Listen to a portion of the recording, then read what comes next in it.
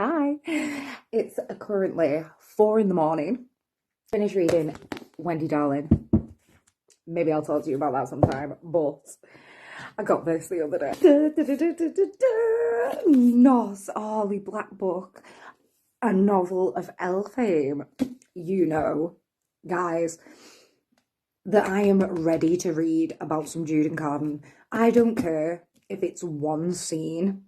I don't care if it's one line in this entire book. I need some Jude and Carden in my life right now. There's just a distinct lack of dark romance in my life. I don't know. Apparently it is about, wait, how long did it say? It says it's been 8 years since the Battle of the Serpent. So like Jude and Carden are like established leaders of like fairy world now. And apparently this is about, you know, the Court of Teeth that turned up in the last book. We all knew they were going to get a spin-off. It also involves Oak, Jude's younger brother. I assume that he's going to have a romance with the daughter, whatever her name is, Suren. I'm so excited. I'm going to go and read this now. I'm going to make another brew. I'm going to go and read this, and I will update you when I know more. It's been like a week, and I am on chapter 6. I'm quite a chunk of the ways into the book, to be fair, but I've just not really had that much to say. We're following Queen Suren of the Court of Teeth. Was like a kid in the last book. She was like this changeling child who nobody knew about, that they kind of brought in to try and usurp the throne of fairyland. That failed, and everyone got banished. And basically Suren has been living as like one of the solitary fae and not very well. She's all grown up, and Prince Oak has turned up to take her on this like big adventure to try and overthrow her mother, former queen of the Court of Teeth. She wants to do it because she doesn't appreciate the fact that like she was treated so badly while she was in their care. The pacing is good. It's moved along quickly, I think, because we didn't really have to establish a lot of things about the world, because it's kind of a follow-up novel. I like Suren. I like that she's like a twist on Jude, because Jude was like this human who everybody kind of looked over, but she was like really quite, you know, worthy of note. Suren is one of the Fae, but she like doesn't identify with them. She's actually like quite timid, and her magic isn't that strong. The romance is kind of a flip as well of Jude and Carden, because Jude hated Carden because he like was the representative of everything that she hated about the royals and fairyland in general. It turned out that he wasn't as bad a guy as she thought. Suren obviously doesn't trust Oak because he's a fairy and because he's royalty, and her experience in the Court of Teeth was not a pleasant one. It seems that he's very sweet and very charming and a very nice guy. Obviously, we don't know how that's going to turn out yet, but we'll see. I think we are kind of supposed to want Suren to believe that Oak is this nice guy and to kind of be on his side, because we came to like love Oak and feel so protective of him through being in Jude's perspective for the last 3 books. However, a big theme of the Folk of the HEIR series was that even though Oak was her brother, he was still a fairy and he was still other to her.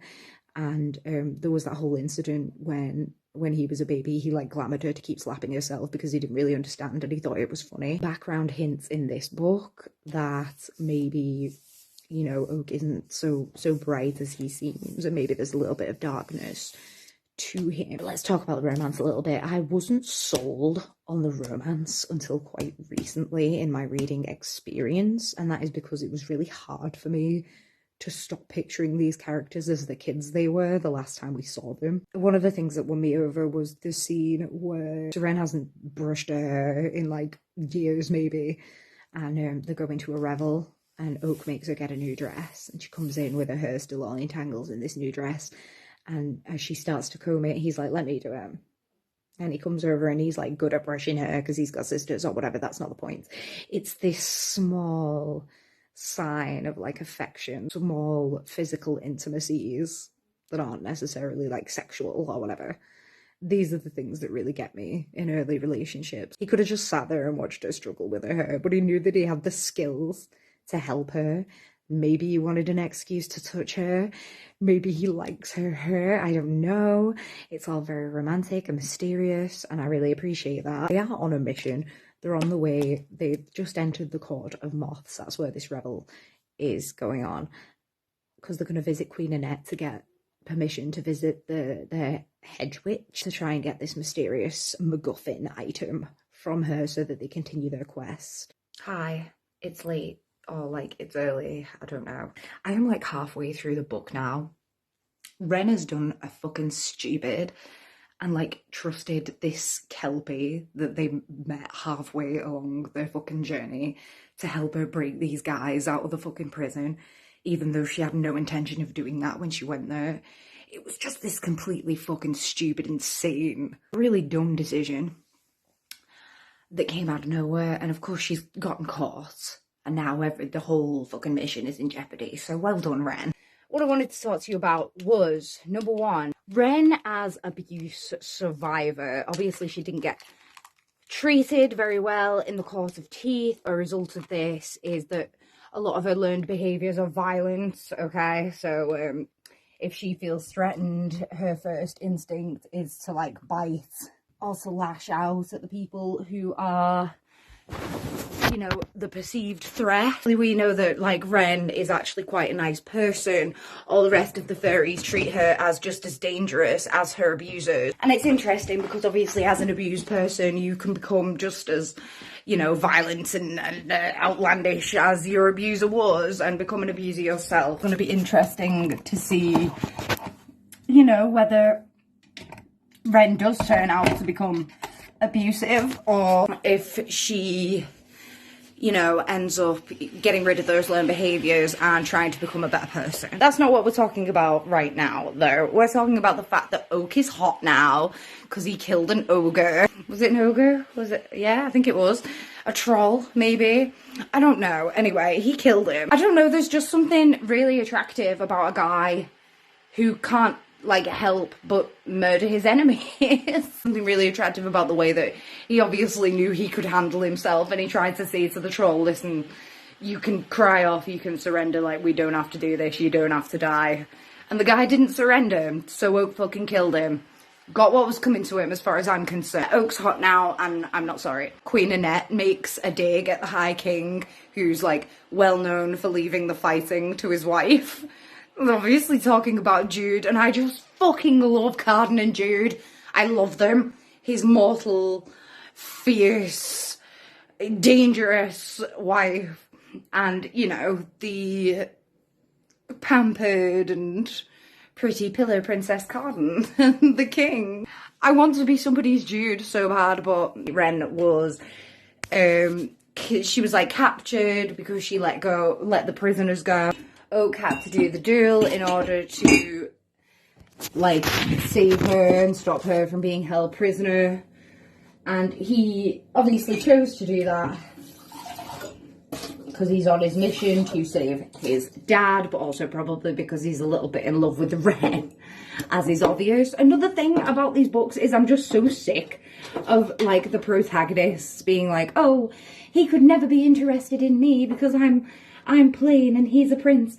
And it proper pisses me off. Like, I want Suren to turn around and be like, he'd be an idiot not to be attracted to me. Have you seen how sharp my teeth are? Just sick of the like false humility in a way. And I know it's not actually false on the part of the character, but it feels false because we all know that they're going to end up together at the end, right? Like, there's no way. We're back on track with the mission, but obviously I don't think Oak is going to be as easily trusting with Suren as he has been.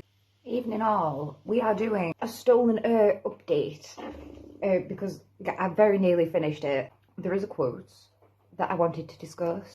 Oak actually says it. He says, it can be brave to hate. Sometimes it's like hope. And something about this quote just really stuck with me. I've never read anything with that same sentiment. Not so directly, anyway. It's not something that I've, like, ever thought about.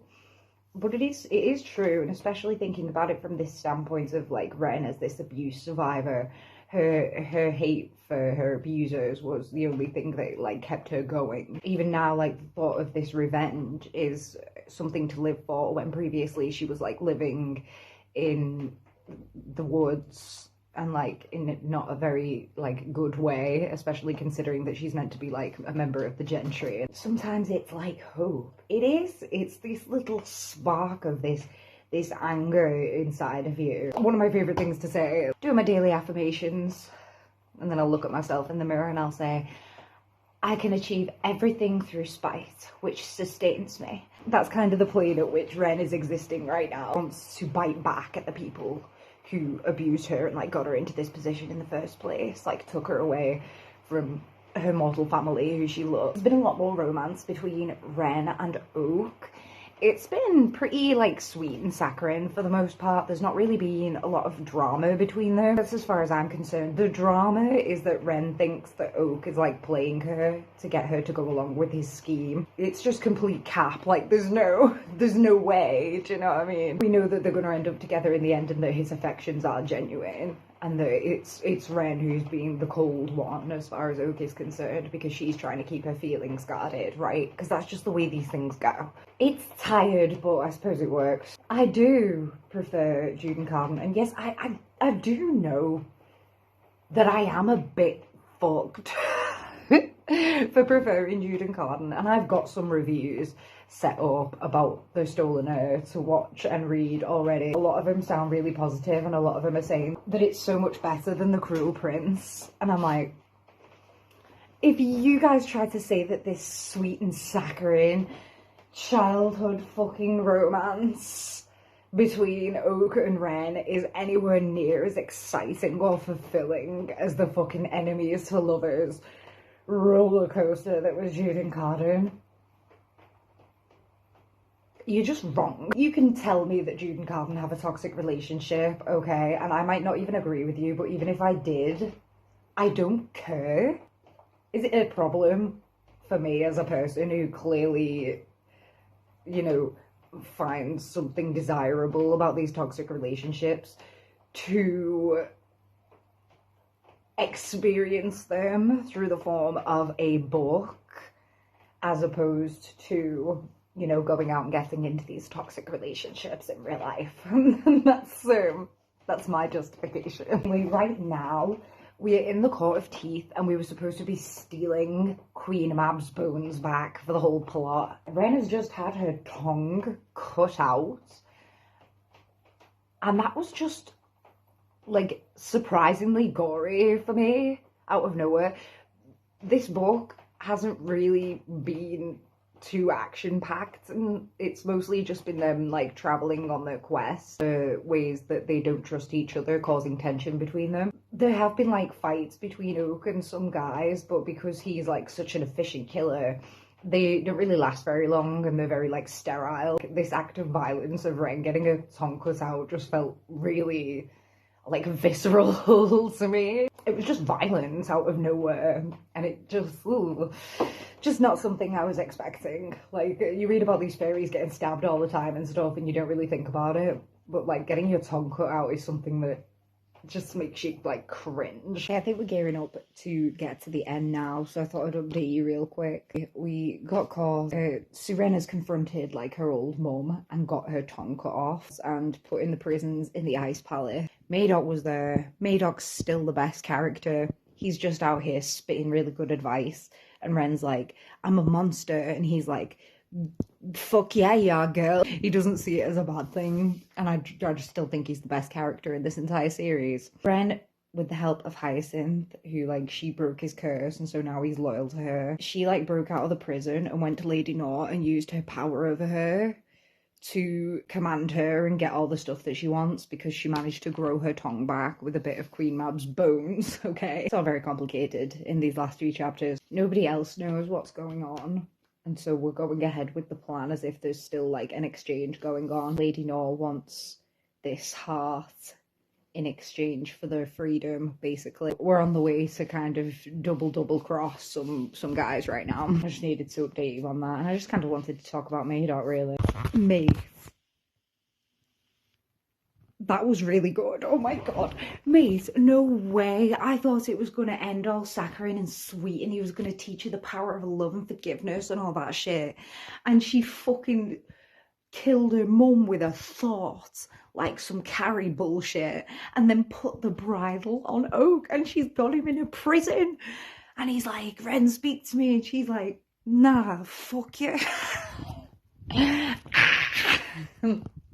Mate, I actually love it. I fucking love it. That was great. That ending was fantastic, and it wouldn't have worked if it hadn't have been so saccharine all the way through.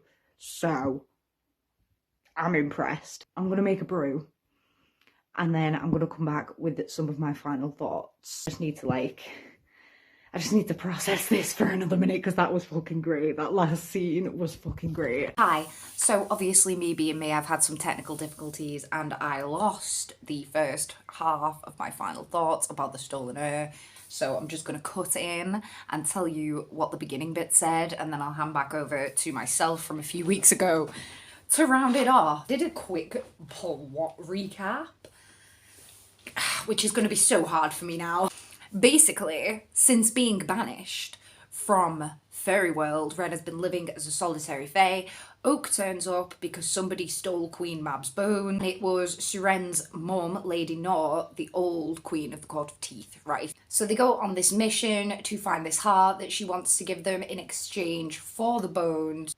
But then Ren finds out that they're actually going to rescue Madoc, who's Oak's dad, obviously. There's a load of double crossing going on, and Ren tries to escape, and there's this witch coming after her saying, listen, everything's not as you think. They get there, and it turns out that the heart they were meant to be bringing is inside Ren, and Ren is like this Sadic snow creature, not an actual fairy. They eventually double cross Lady Nor and the troll guy who she's working with, and Ren like disintegrates her mum with a thought. Ren thinks Oak has inherited love talking from his mom, which just means that like you can make people like you and do what you want by this like glamour in your words, I guess. It's like this weird little inherited type of magic that some fairies have. She doesn't trust him all the way through, and as a result, at the end, rather than give herself over to him and trust him completely, she ends up locking him in the dungeons in the castle and putting the bridle on him because he just double-crossed her too many times, and even though his affections were real, those lies were just too much for Ren, who didn't trust him anyway. A lot of parallels between Ren and Jude. Both of them basically started from nothing and ended up a queen in a considerable position of power, and I think that's fucking great, and I can't wait for the two of them to come to blows in a later book. Also a lot of parallels between Oak and Carden, like the way they're both like princes and they kind of got looked over, but they responded to this in different ways. Like Carden was apathetic and Oak chose to put himself in danger. One parallel that I absolutely love is that both Carden and Oak at different points in the narrative end up completely at the mercy of the women that they love. Carden becomes like the only Greenbrier that people know about, and so he's like the most important person in Fairyland at that time, and him and Jude sneak out of the revel. Jude takes him prisoner and takes him to the Court of Shadows. Carden like thought they were like pals and they were gonna escape together, and then Jude turns around. Jude is a cold bitch, and at the time she thinks that he hates her, so she's being completely like horrible to him, and all the time he's in love with her, and we're setting up to be in the same situation here with Ren and Oak. She's got him held captive and he's here trying to sort it out with her and talk things through and explain to her that like he didn't betray her like in his heart or whatever, he just betrayed her like with his words. But Ren doesn't care, because Ren is also a fucking stone cold bitch. I found it really interesting seeing the ways that the family has affected Oak, the way that he feels like he has to protect them because the rest of them are always throwing themselves into danger. We always saw everybody in previous books trying to protect Oak, and that trope has kind of flipped on his head, and now he feels like he's the one who has to protect the family. Madoc and Jude's bloodthirstiness has made him into this killing machine and made him like a merciless person when it comes to fighting. Jude's family is one of my favourites and the most interesting part of the entire series. It's this found family that have grown together and are so like loyal to each other, weirdly. Somehow also like each other, like Jude, Madoc and Oak are all having their big like connections in this book. And I love a found family. That's really like a common theme of this series, because we have Ren's human family versus her real furry family, and the fact that her human family actually cared for her and loved her, and her furry family, the arguably real family, were the ones who were awful to her. The theme of like found family is sometimes better than real family. We even see this a little bit with Oak, Tiernan, and Hyacinth. Oak never wanted to get close to anybody, but Tiernan was his personal guard, and they kind of grew close because Tiernan sympathised with Oak and like saw something within him that was worth getting past all the belligerent young royalness that he was going through at the time. I really like this found family vibe, and of course I really love Madoc, who had an appearance in this book and had some of the best lines. For example, just because I am bad doesn't mean the advice is. Me, relatable content. It's something like, what a freeing thought it was to no longer think I deserved something in order to get it. And, you know, to encourage Ren into this villain arc, that it was a possibility, but like I didn't think it was ever going to happen personally in the book. I'm just like, you go, Madoc. He's still a fucking G, is essentially what I'm saying here. Just the end and the fact that it subverted my expectations so much. Like, I really honestly did think that Ren was gonna earn the power of love, and she earned the power of self-respect, motherfucker. I'm gonna go, just know that this has been an experience. I was doubtful, you know. I enjoyed it, but all the way through I was like, this is a little bit nothingy compared to like the drama that was the Cruel Prince trilogy. But that ending really made up for it, and I'm really looking forward to what comes next.